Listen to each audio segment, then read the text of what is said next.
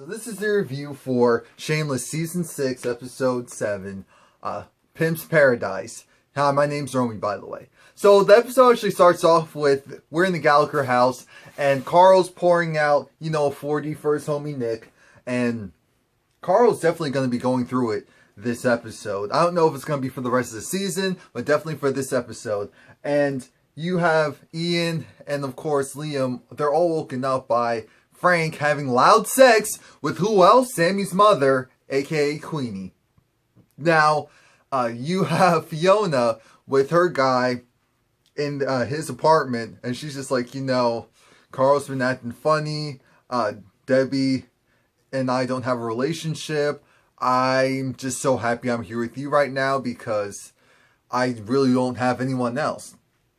And I kind of like being in the middle of everyone's mess, if that makes sense. Frank is loving the fact that Queenie's around, and when they're great, they're great. When they're not, they're not. Frank's doing everything he possibly can to keep her around. She's on this health cleanse, so Frank's definitely going to be on his best behavior. Well, to pretend to be on his best behavior for now.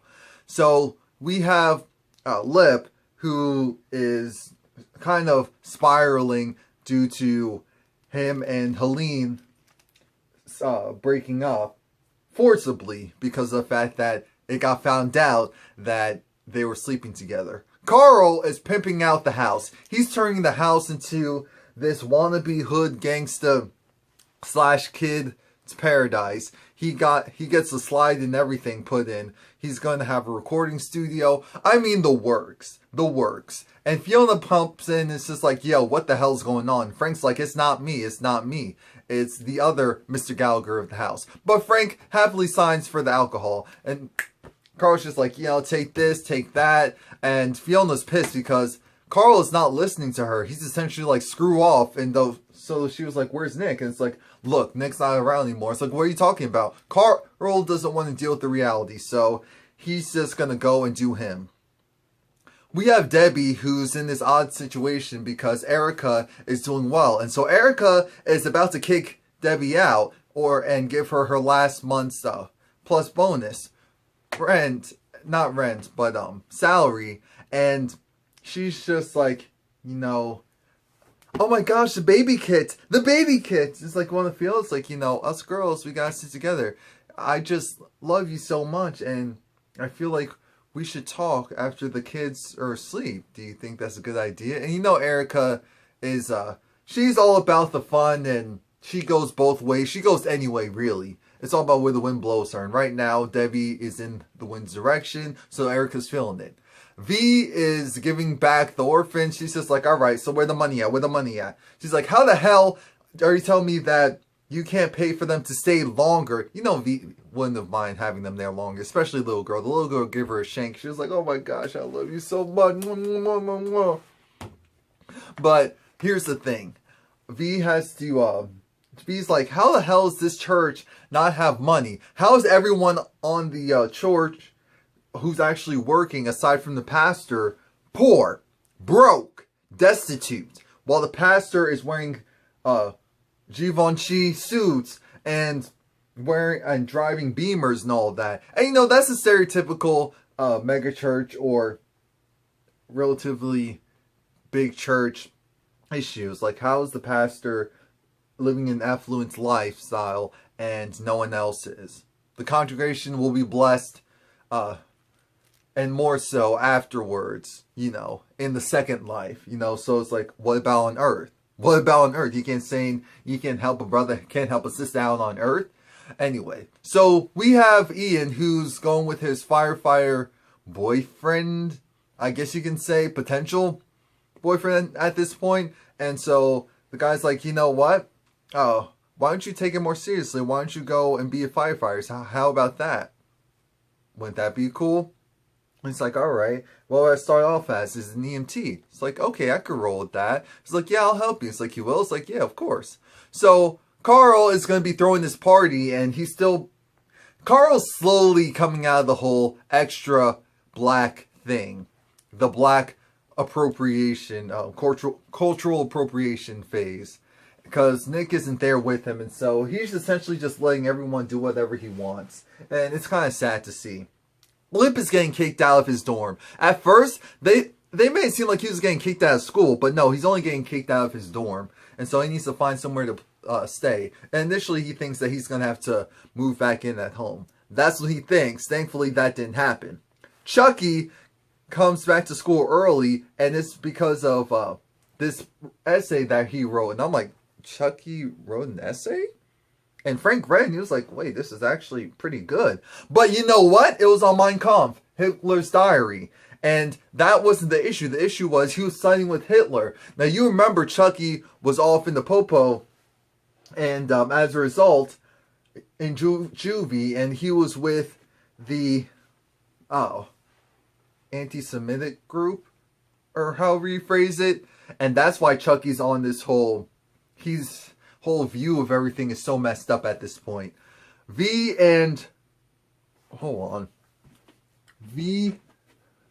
and what's his face? Kevin are going on a vacation. And guess who's taking care of the babies? The not uppity, but the brash Russian herself. Look, I don't remember her name, but we know who he is. Mickey's baby mama. And I'm like, well, she is good with kids, so that'll work. And Kevin actually planned the whole thing out. So it was like, wait, really? You did?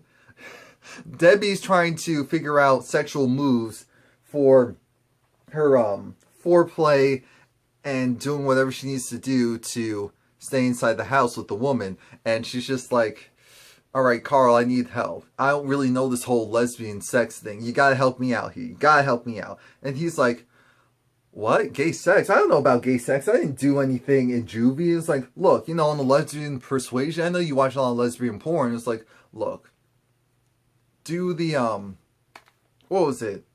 The two in the puss, one in the stink. Now I'm just like, at first I was like, wait, what? And it was like, oh my God. Oh Lord, and Carl's supposed to be what, 14, 15 max? So anyway, Fiona's at work, and Liam has lice, so she has to go and get Liam. And it was funny because these teenagers were trying to skip out, and one of the workers tackled him to the ground. She was like, your ass is going to be paying for the whole thing, plus a $5 tip, or something like that. So the girl that was there at the guidance office when Liv got kicked out was like, you know, the resident house is actually offering a room and board for their new, like, male nanny, essentially.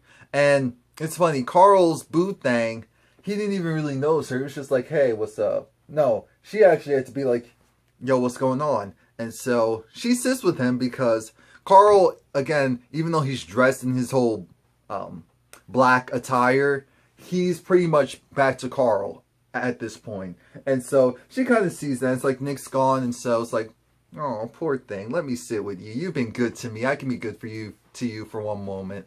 And Ian, like I said, he got invited to the guy's, what was it? His sister or his brother's wedding. And the father's over it. The father is a pastor and isn't for him being gay. And so then, especially with, the father asked, asked Ian, so, do you have a denomination? Do you have a denomination? Where is your church home? It's like, well, no, I currently don't have a church home. And it's like, oh, so maybe you can bring him to ours so we can save both of you. And it's just like, okay, ooh. So we understand why he brought Ian there, really, to piss off the family. Nice try. So it was funny. Frank is crafty. You have to give it to Frank, because Frank convinces the board that, the school board that, you know what? You're Jewish, and I don't care what you are, but Chucky has First Amendment rights, and we're going to call every government agency we can to make sure that his rights are protected. That's how we do things. If you don't like it, oh well. V goes with Kevin, and they go to this hotel for their vacation. Lip, he actually gets the job. It's just like, look, you were here on time. Looks like the girls are interested in you. Don't go upstairs. Don't ever use the upstairs bathroom because the girls one girl really got pregnant. It's like, look, you are hired. And Lip has all of these women around him, and he's not thinking about any of them because he's still thinking about his own boo thing. So Frank is there at the alibi, just talking about how he has Queenie and things are going oh so well, and he's going to do everything he can to keep her, type of thing.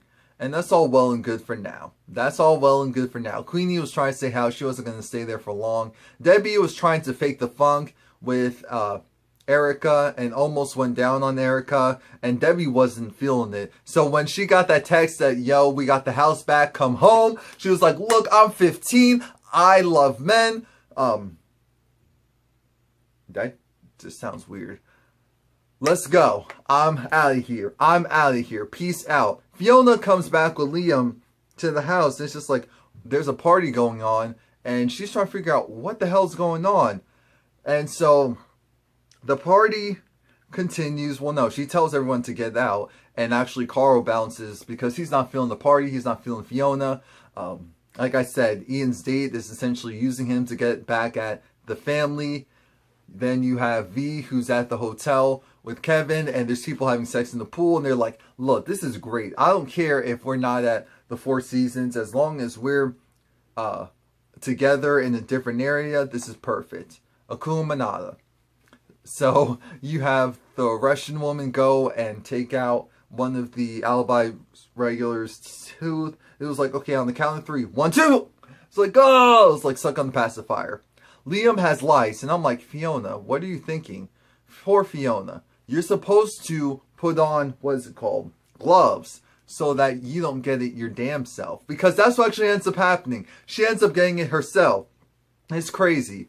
It's absolutely crazy. Carl actually goes to meet up with the family just to give his condolences, and they're like, thank you. And so he was like, here's $5,000, or here's a couple of G's, and here's 5 kilos.